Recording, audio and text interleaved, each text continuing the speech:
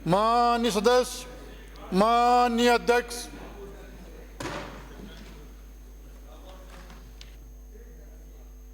नमस्कार। राम राम राम राम राम राम राम राम। बैठिए। प्रश्नकाल श्रीमती दीप्ति किरण महेश्वरी। प्रश्न संख्या जो बोलो सब 116। बोलेंगे, सब राम में सब में है। माननीय अध्यक्ष महोदय, कालीबाई भील मेधावी छात्र एवं देवनान छात्र स्कूटी वितरण योजना के अंतर्गत वर्ष 2021-22 से वर्ष 2024-25 तक चयनित छात्रों की सूची वर्षवार वितरण प्रक्रिया प्रारंभ करने का महावर्षवार वितरण शेष रही स्कूटियों का विवरण भी प्रश्न संख्या ए पर संलग्न है।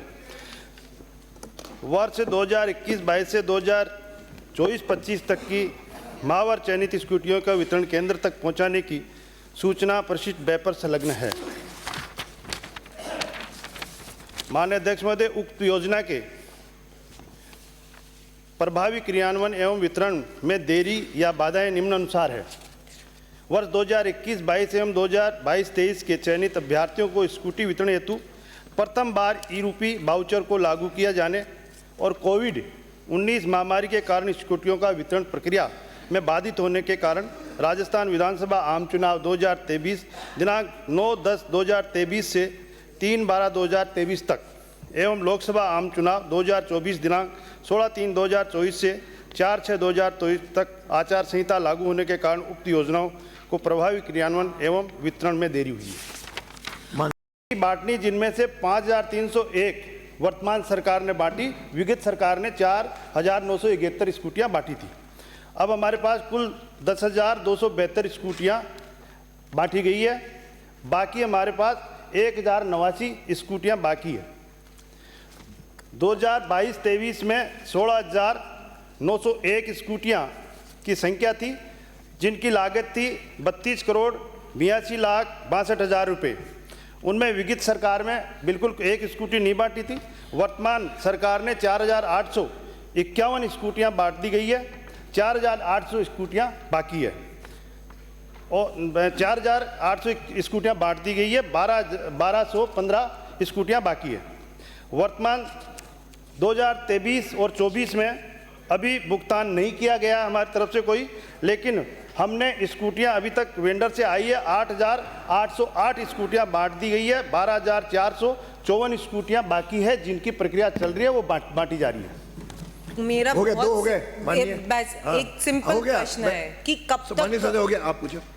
दो हो गया। माननीय दो में जो पूछना पूछ लो। ये माननीय सदस्य ने जो क्वेश्चन लगाया वाकई में बहुत गंभीर है, और माननीय मंत्री जी ने जो जवाब दिया, आप तो ये बता दीजिए। अरे आप बैठो ना, आपको किसने कहा? माननीय मंत्री जी, ये तो सदस्य आराम से चल रहा है, इनको कहने दो। ये तो आपके मंत्री सक्षम बता रहे है, हैं उत्तर दे देंगे कि जब हमारे समय में स्कूटी बांटनी थी सितंबर में, उसके बाद आचार संहिता लग गई, स्कूटी नहीं बट पाई। बड़ा खेद का विषय है।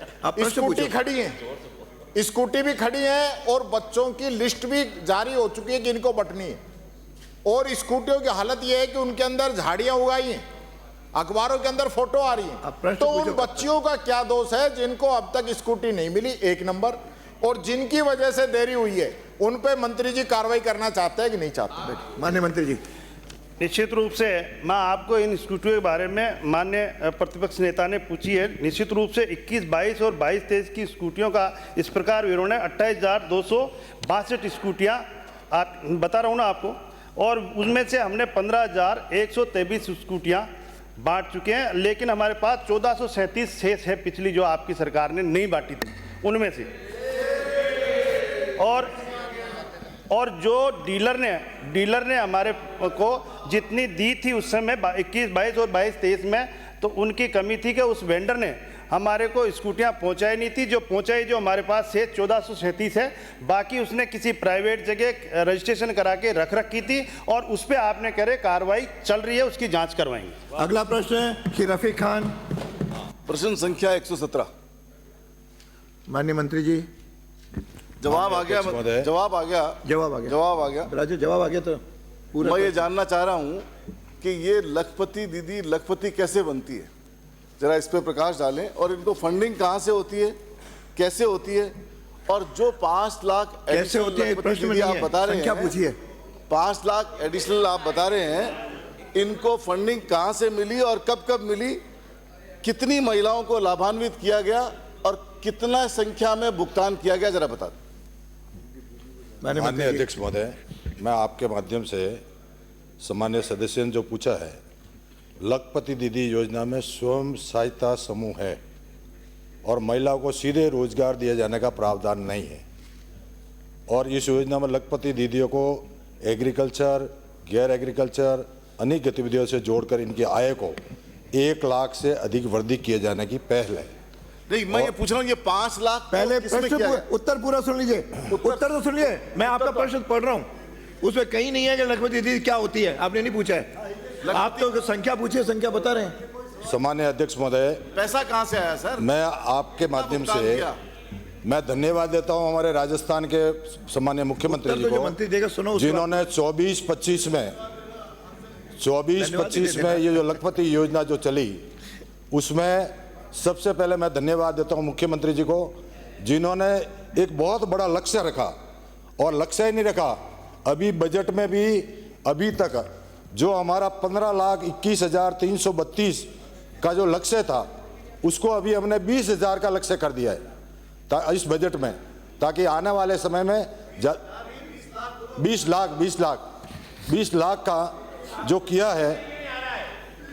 मैंने पहले भी कहा कि 15,21,332 और आप कह रहे हो, तो आप सबके ध्यान में देते हुए मैं कह रहा हूं, अभी 20 लाख का जो लक्ष्य रखा है उसको भी हम आगे बढ़ा रहे हैं।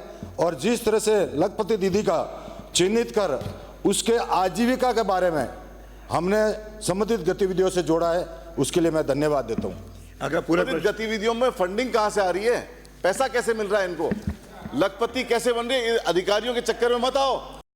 आप सारा प्रश्न पूछो। पैसा कहां से मिल रहा है ये बताओ। मैं समझ रहा हूं कि संस्थाएं दे रही है और कितना नंबर मंथ वाइज आपने बढ़ाया वो बताओ। 1 महीने में मेरा सवाल लगने के बाद में इन्होंने दे दिया आपको सारे। प्रश्न पूछो। मैं समझता हूं कि आपके बीच में जिलेवार पूरा डाटा आपके पास भेजा हुआ है और मेरे पास भी है। नहीं भेजा और मेरे पास है, मेरे पास पूरा है। आंसर नहीं भेजा, जिले वाइज कोई डाटा नहीं भेजा। कितना पैसा कहां से आया और आप रिकॉर्ड चेक करोगे तो एक भी महिला को पैसा नहीं मिला है। ये सब कैसे बनाए, सारा फिगर गलत है।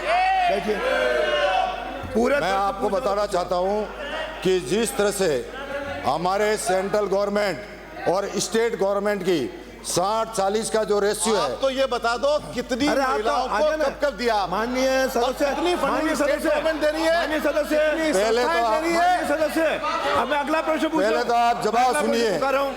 और जवाब सुनने की क्षमता रखिए। मैं जवाब दे रहा हूं और जवाब देने में मैं सक्षम हूं। आप सबके बीच में ही कह रहा हूं कि आज दिन तक जिस तरह से 15 लाख और ये जो हमारे पास में पूरा लखपति दीदी का है और 15,21,332 दीदी का हमने चयनित कर दिया है। और इसी तरह से आपके हर जिले का,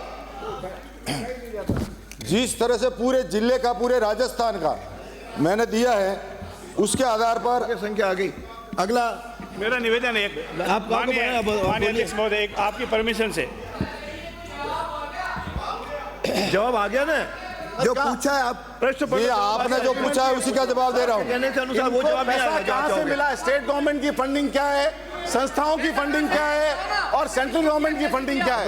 मेरा निवेदन ये है, माननीय सदस्य ने ये आरोप लगाया है अधिकारियों ने दिया है, अधिकारियों के जाल में नहीं आवे, या तो प्रूफ करें या माफी मांगे। ये जवाब आज का अधिकृत जवाब है, या तो प्रूफ करें या माफी मांगे। ये राज का अधिकृत जवाब है, आपके कहने से नहीं हो। या तो प्रूफ करें या माफी मांगो। मंत्रियों को बचाओ मत, या तो प्रूफ करें या माफी मांगे। बचाओ मत, मंत्रियों को बचाओ मत, आइदर बचाओ कह रहा हूं। अधिकारियों को। जिस तरह से आपको आंसर दो, कितना पैसा, इन शब्दों को कार्रवाई से निकाल दिया जाए। पैसा कहां से आया। अगला प्रश्न, अगर किसी प्रश्न का उत्तर गलत होता है क्या अगर आपको लगता है तो नियमों में प्रावधान है, आप उसको अलग तरीके से माननीय अध्यक्ष जी के पास में रख सकते हैं। अगर गलत उत्तर मिला है तो पिछली बार इसी चेयर से अध्यक्ष जी ने हमें एक भी प्रश्न नहीं करने दिया। एकदम सही है। और उसमें अगला प्रश्न हो गया अध्यक्ष जी, इसमें हो गया। तो ये बता दें, इसमें सीधा पैसा नहीं दिया जाता है, हम इनको ट्रेनिंग करके तैयार करके स्किल से फिर दिया जाता है कितने पैसा। मंत्री जवाब देंगे अध्यक्ष जी? जवाब दे रहा हूँ। तीन तो खड़े हो चुके हैं, अविनाश जी, मैं जवाब देने में सक्षम हूँ। जोगाराम जी, सुनिए, अरे माननीय सदस्य एक दो खड़े हो चुके हैं। अध्यक्ष महोदय, मैंने कैलाश वर्मा, अध्यक्ष महोदय, मैं जवाब देने के लिए सक्षम हूँ और जवाब दे सकता हूँ। ठीक है, आपको पहले भी बता दिया मैंने। आपका जवाब आ गया। ये महिलाओं को सीधे रोजगार दिए जाने का प्रावधान नहीं है। माननीय मंत्री जी, अगला प्रश्न पूछ लिया। बराजो माननीय मंत्री जी, कैलाश वर्मा, माननीय मंत्री जी, आपका है ना? माननीय अध्यक्ष महोदय, अध्यक्ष जी, पर्सन संख्या 118। नो, मैंने पूछ लिया। वर्तमान में प्रशासनिक सुधार एवं आप प्रश्न समन्वय उत्तर विभाग नहीं चाह रहे हो। राजस्थान सरकार द्वारा अगला प्रश्न राज्य हो गया, सरकार के बैठिए। सभी अधिकारियों कर्मचारियों के स्थानांतरण पर पूर्ण बैठिए, प्रतिबंध अंकित नहीं। लगा। स्थानांतरण के संबंध में सभी संबंधित पक्षों यथा आमजन, शिक्षाविद एवं शैक्षिक संगठनों के विचार सुझाव आमंत्रित कर तदुपरांत विमर्श किया जाकर नीति बनाने की प्रक्रिया कार्यवाही विचाराधीन है। खंड 2, प्रारंभिक शिक्षा विभाग अंतर्गत तृतीय श्रेणी कर्मचारी शिक्षकों के वर्ष 2018 के बाद स्थानांतरण नहीं किए गए हैं। माध्यमिक शिक्षा विभाग अंतर्गत वर्ष 2018 के बाद किए गए स्थानांतरणों का विवरण परिशिष्ट क पर संलग्न है। शेष भाग प्रश्नोत्तर खंड 1 के अनुसार। माननीय सदस्य, माननीय अध्यक्ष जी, मेरा पहला पूरा क्वेश्चन है माननीय मंत्री महोदय से पूछना चाहूँगा कि पिछले 6 साल के अंदर तृतीय शिक्षकों के ट्रांसफर नहीं हुए एवं हजारों शिक्षक 10 से 15 साल से गृह जिले से बाहर नौकरी कर रहे हैं। अतः मेरा सरकार से आग्रह है कि सरकार ग्रीष्मकालीन छुट्टियों के में विशेषकर तृतीय श्रेणी शिक्षकों के स्थानांतरण का विचार रखती है क्या? पहला पूरा क्वेश्चन। माननीय मंत्री जी। माननीय अध्यक्ष महोदय, अभी 3rd ग्रेड टीचर्स के स्थानांतरण के बारे में मंत्रिमंडल में विचार होना प्रस्तावित है और जो भी निर्णय होगा वो हम करेंगे। अगला पूरक। माननीय अध्यक्ष जी, क्या सरकार डाक जोन में कार्यरत शिक्षकों के ट्रांसफर का विचार रखती है? यदि हाँ तो कब तक?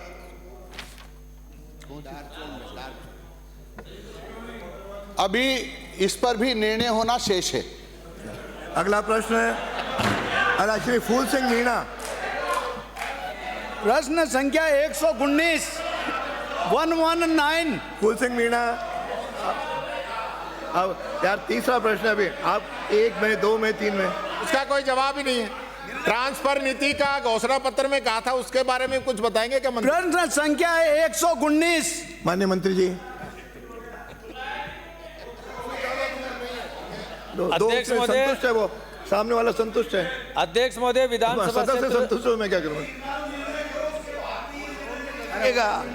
अभी तो किरोड़ी जी वाले निर्णय की तरह इनका भी निर्णय होना पहले जरूरी है। आपका प्रश्न काल का सदस्य नहीं है। अव्यवस्थित कुल 139 ग्रामों में से 135 ग्रामों को जल जीवन मिशन अंतर्गत लाभान्वित किए जाने हेतु अन्य योजनाओं OTMP की स्वीकृतियां राज्य स्तरीय योजना स्वीकृति समिति की विभिन्न बैठकों द्वारा जारी की जा चुकी है।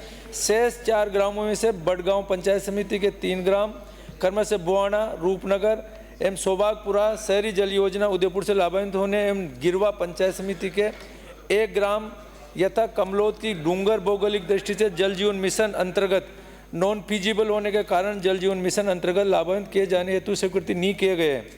उपरोक्त अनुसार स्वीकृति 135 ग्रामों की 106 योजनाओं में से 4 योजनाओं का कार्य पूर्ण, 97 योजनाओं का कार्य प्रगतिरत एवं 5 योजनाओं के कार्यों हेतु निविदा प्रक्रियाधीन है। योजनावार स्वीकृतियों प्रगति का विवरण परिशिष्ट ऐप पर संलग्न है। खंड 2, विधानसभा क्षेत्र उदयपुर ग्रामीण में माह दिसंबर 2022 तक जल जीवन मिशन के अंतर्गत राशि रुपये 325.77 करोड़ की 106 योजनाओं की स्वीकृतियाँ जारी की गई थी। जिनकी केंद्रीय मद में राशि 155.07 करोड़ एवं राज्य मद में राशि रुपये 157.63 करोड़ रुपए की स्वीकृतियां जारी की गई थी। योजनावार विवरण प्रस्तुत में निहित है। खंड 3 विधानसभा क्षेत्र उदयपुर ग्रामीण में जल जीवन मिशन अंतर्गत कुल 48,780 जल संबंध जारी किए जाने हेतु स्वीकृतियां जारी की गई है। उक्त स्वीकृति के विरुद्ध मार्च जनवरी 2025 तक 18,499 जल संबंध जारी किए गए हैं एवं स्वीकृति योजना पर मार्च जनवरी 2025 तक राशि रुपये 121.31 करोड़ का व्यय किया गया है। योजनावार विवरण प्रस्तुत ऐप पर नियत है। माननीय सदस्य। अध्यक्ष महोदय, मंत्री महोदय जी का धन्यवाद है कि 2021 में जो टेंडर हुआ था पूर्व में 3 साल के अंदर कोई प्रगति इतनी नहीं थी जो हमारे आम जनता को पानी मिल सके। इसमें लक्ष्य रखा था अध्यक्ष महोदय 48,780 परिवारों को कनेक्शन देकर पानी देने का तो था, मगर इस एक वर्ष में मंत्री महोदय ने प्रयास किया तो 18,699 परिवार को ही कनेक्शन मिला। प्रश्न बाकी अभी तक जो बाकी है उनको कब तक जोड़ दिया जाएगा, क्योंकि मई 2025 तक का ही ये लक्ष्य था। साथ में 2018 में मेरी टंकी बनी थी और जो एक कंपनी है जो उसको टेंडर हुआ था उसके अंदर पानी भी अभी 5 दिन पहले पानी भरा है। उस ठेकेदार के प्रति क्या कार्रवाई करेंगे? उनको ब्लैक लिस्ट नहीं किया और आज भी उसको टेंडर देते रह रहे हैं और वो एक भी काम पूरा नहीं कर रहा। साथ में अध्यक्ष महोदय, अमृत योजना जो मेरे शहरी क्षेत्र है उसमें रानवाड़ी भुवाना पंचायत की पूरे गांव, जिसमें 3 करोड़ 75 लाख रुपए DMFT फंड से दिया था, वो अभी तक सरकार को भेजा हुआ है, वो कब तक हो जाएगा? और ये जो पानी इनको कब तक पिला देंगे? इसका पहला क्वेश्चन। माननीय मंत्री 3 आगे 1 2 3। अध्यक्ष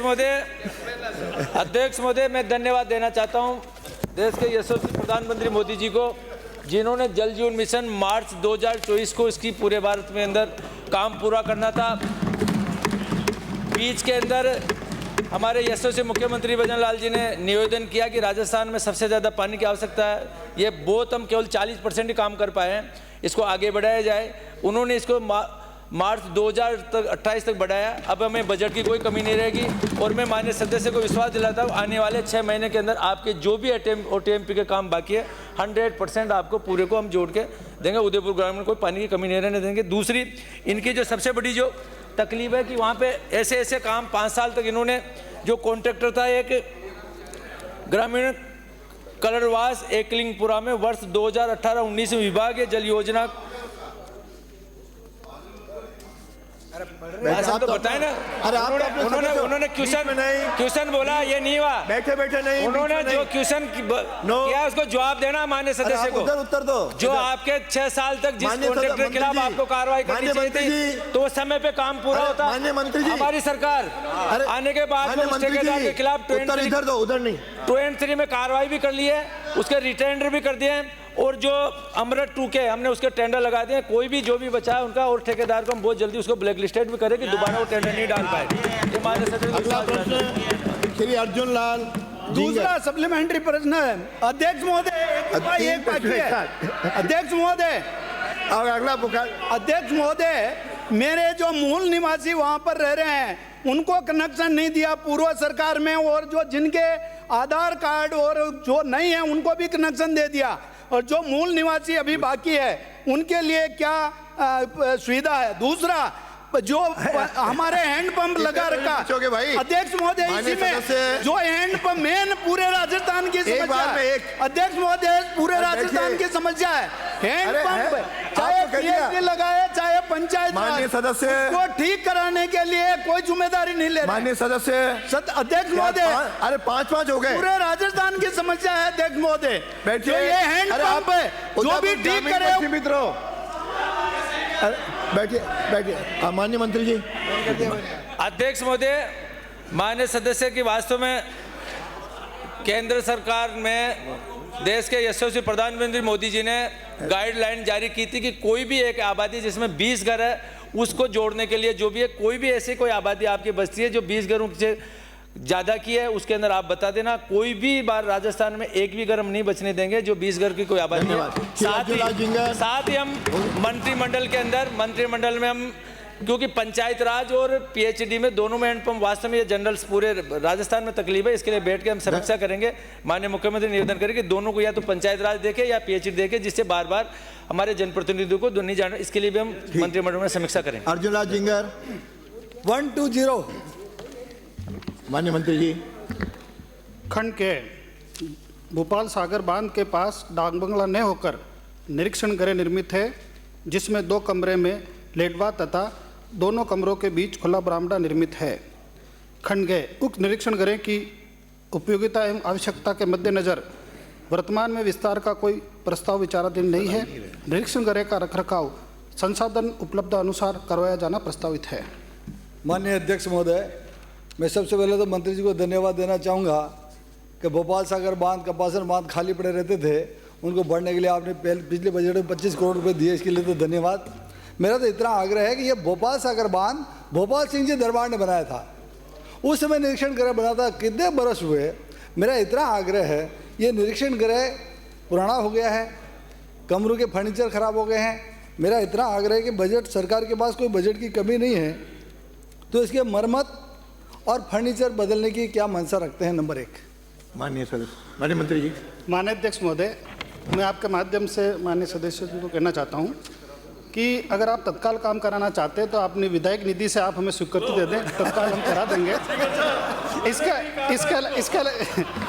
इसके अलावा भी आपका कोई अलग से हमारे पास पत्र आएगा तो हम इसका निरीक्षण करके उस पर विचार करेंगे। मेरा इतना आग्रह, दूसरा प्रश्न है कि सरकार के पास बजट की कोई कमी नहीं, संसाधन की कमी नहीं, यदि कमी नहीं है तो निरीक्षण गृह का थोड़ा विस्तार करने के लिए विधायक फंड से भी दूंगा। जितना मैं इस 20 लाख मैं दूंगा, 20 लाख सरकार दे दे तो अच्छा हो जाएगा। क्या आप इसमें करने के लिए विचार रखते हैं? माननीय अध्यक्ष महोदय, मैं आपके माध्यम से माननीय सदस्य को विश्वास दिलाता हूं कि आप जो भी कराना चाहते हैं एक बार आप हमें लिखित में दें, उसका परीक्षण कराकर हम विचार करेंगे। माननीय अध्यक्ष, धन्यवाद। क्वेश्चन में पूछा है भोपाल सागर और जवाब में दिया है भोपाल सागर, तो कौन सा सही है? माननीय नेता, दोनों एक ही है, दोनों एक ही है। माननीय सदस्य कह रहा है एक ही है, तो अगला प्रश्न है दोनों एक ही है। श्रीमती दीप्ति महेश्वरी। प्रश्न संख्या 121।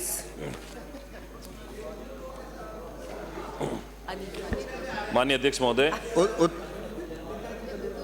प्रश्न का खंड 1। जी हां, कामकाजी महिला हॉस्टल के निर्माण हेतु 30 जिला मुख्यालय पर भूमि का आवंटन हो चुका है तथा 11 जिला मुख्यालय पर भूमि आवंटन की कार्रवाई प्रक्रियाधीन है। उक्त कामकाजी महिला निवास योजना के भवन निर्माण हेतु भारत सरकार द्वारा मांगे जाने पर scheme for special assistance to states for capital investment 2024-25 के अंतर्गत जारी guideline part X construction of working women hostels के तहत राजस्थान राज्य के लिए 165.32 करोड़ रुपए की डीपीआर में रिपोर्ट बजट मांग हेतु प्रस्ताव महिला एवं बाल विकास मंत्रालय भारत सरकार को दिनांक 24/1/2025 को भिजवाए गए हैं। प्रश्न का खंड 2। जी हां, उक्त घोषणा के तहत संभाग मुख्यालय पर अब तक की कार्रवाई का विवरण परिशिष्ट ग पर संलग्न है। माननीय सदस्य।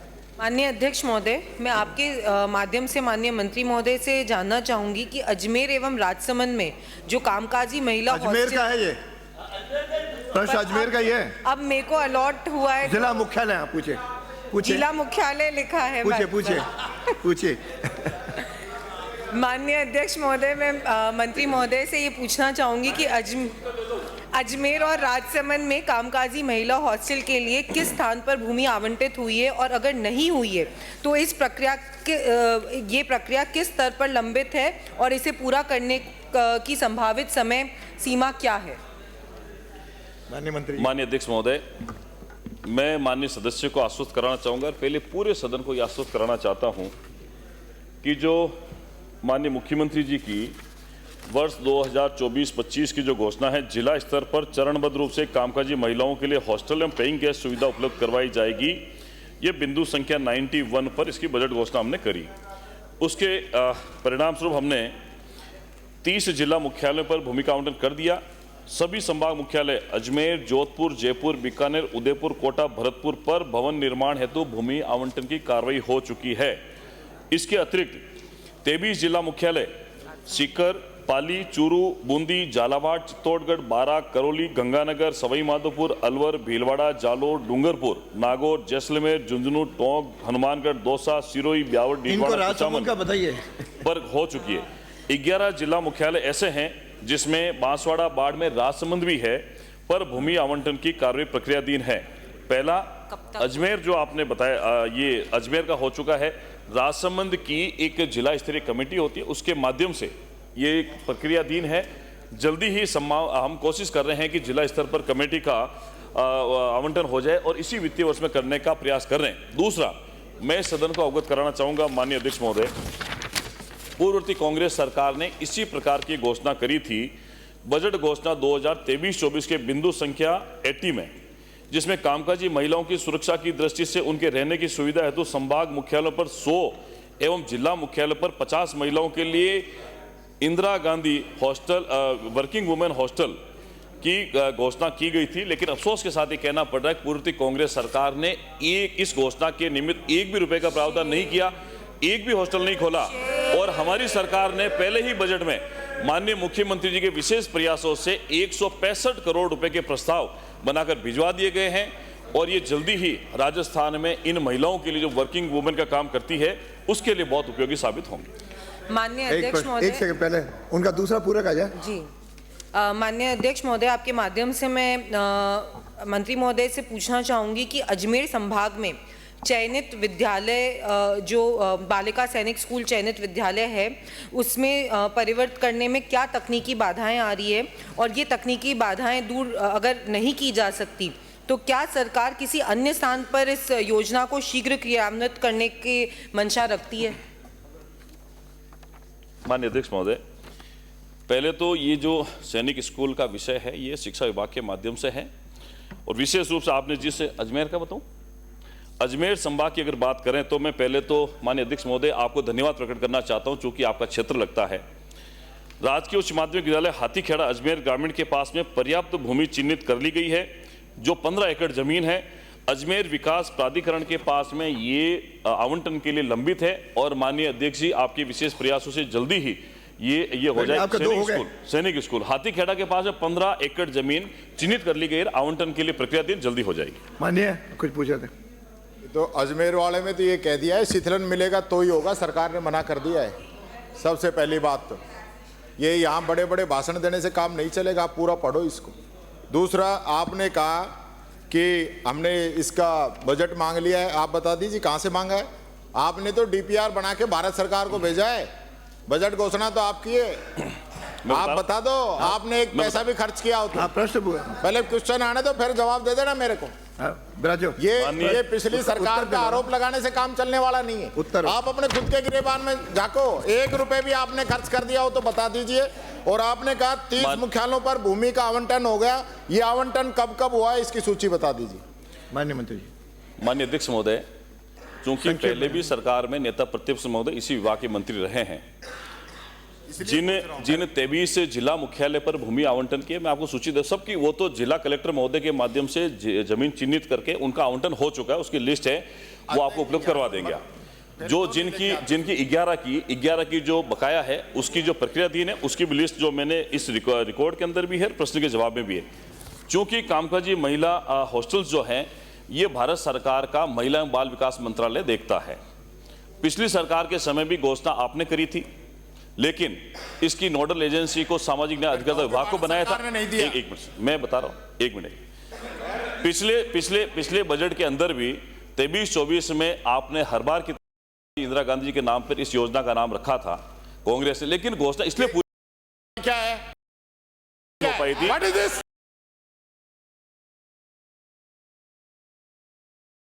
सरकार के समय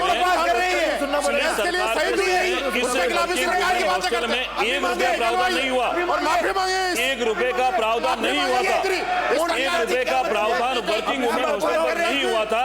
हमने 165 करोड़ रुपए महिला बाल विकास केंद्र सरकार को भेजा है।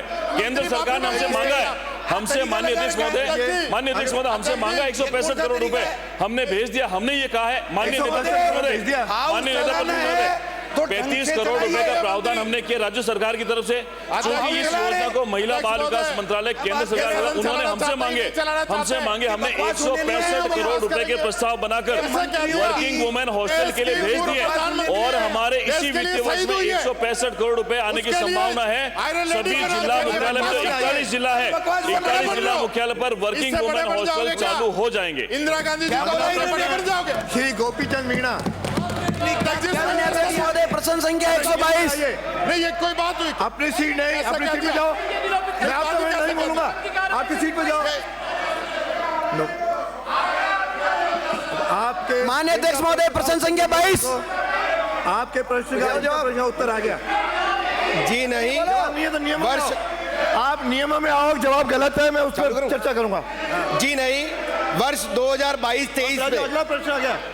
अगला दौरान भीलवाड़ा की ग्राम सेवा सहकारी समितियों के चुनाव राज्य सहकारी निर्वाचन अधिकरण जयपुर द्वारा जारी दिशा निर्देश एवं राजस्थान सहकारी सोसाइटी अधिनियम 2001 नियम 2003 एवं ग्राम सेवा सहकारी समिति में पंजीकृत उप नियमों में वर्णित प्रावधानों के अनुसार गैर कानूनी असंसदीय होगा तो ही निकलेगा। निर्वाचन अधिकारी द्वारा लगाए गए हैं। जी नहीं, खंड 2। क्या करें?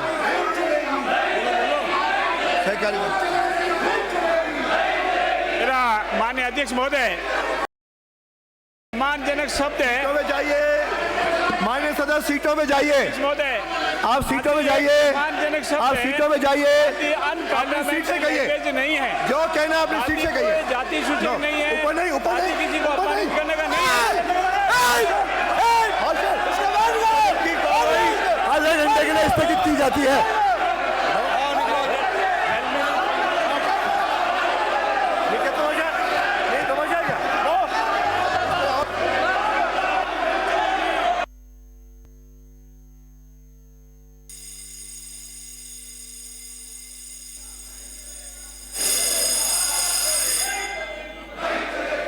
माननीय सदस्य, माननीय सभापति,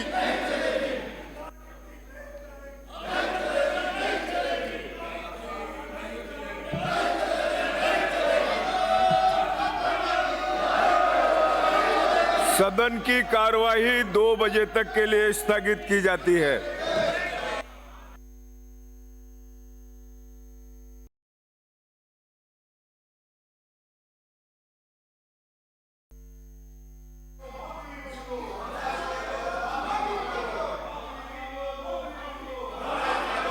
माननीय सदस्य, माननीय सभापति,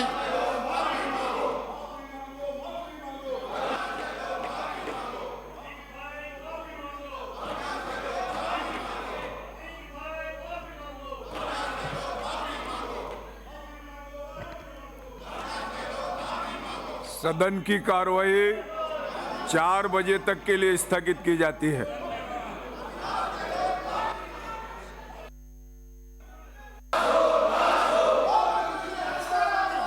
माननीय सदस्य, माननीय अध्यक्ष,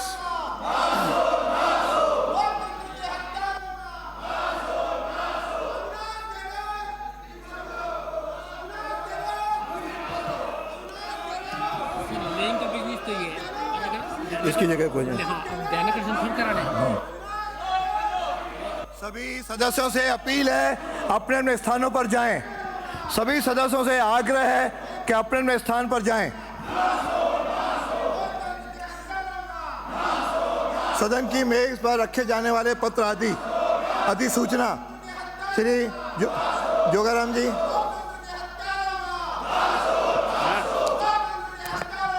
माननीय अध्यक्ष महोदय, मैं आपकी अनुमति से कार्यसूची में किए गए उल्लेख के अनुसार वित्त विनिर्मित कर विभाग की 41 अधिसूचना सदन की मेज पर रखता हूं। श्री वार्षिक प्रतिवेदन श्री हीरालाल नागर।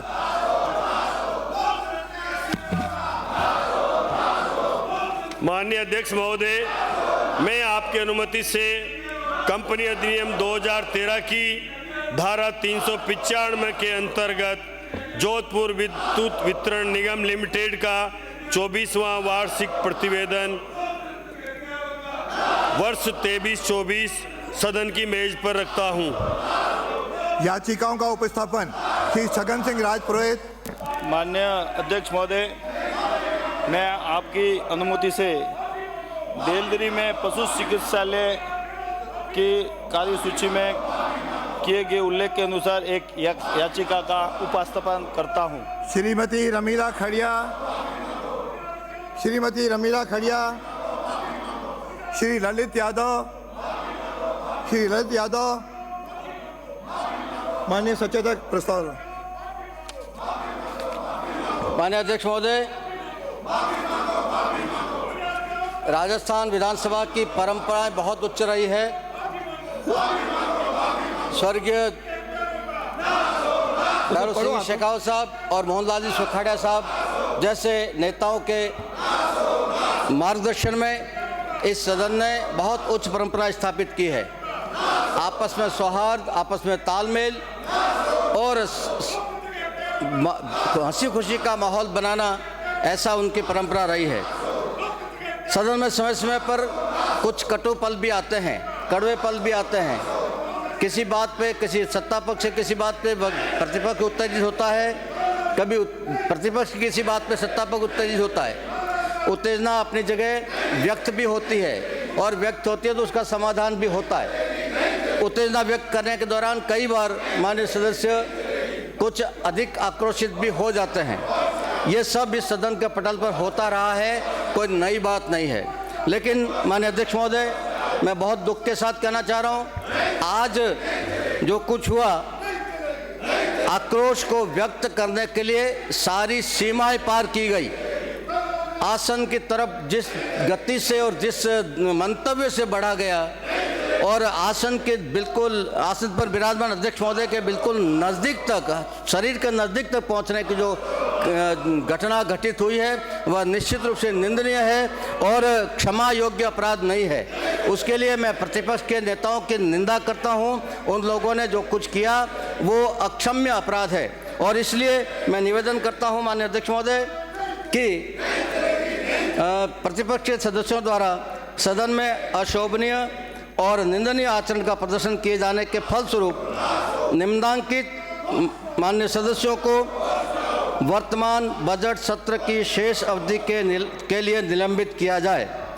श्री गोविंद सिंह डोटासरा, श्री रामकेश मीणा, श्री अमीन कागजी, श्री जाकिर हुसैन गैसावत, श्री हाकिम अली खां और श्री संजय कुमार। माननीय अध्यक्ष महोदय, मैं प्रस्ताव करता हूं, इस प्रस्ताव पर सदन विचार करे और अपना निर्णय करे। प्रश्न ये है, यह सदन सरकारी मुख्य सचेतक के प्रस्ताव पर अपनी सहमति प्रकट करता है। जो पक्ष में हाँ कहे, जो विपक्ष में ना कहे। हाँ पक्ष जीता, हाँ पक्ष जीता। सदन द्वारा प्रस्ताव पारित किया गया। सदन की कार्रवाई 24 तारीख को प्रातः 11 बजे तक स्थगित की जाती है।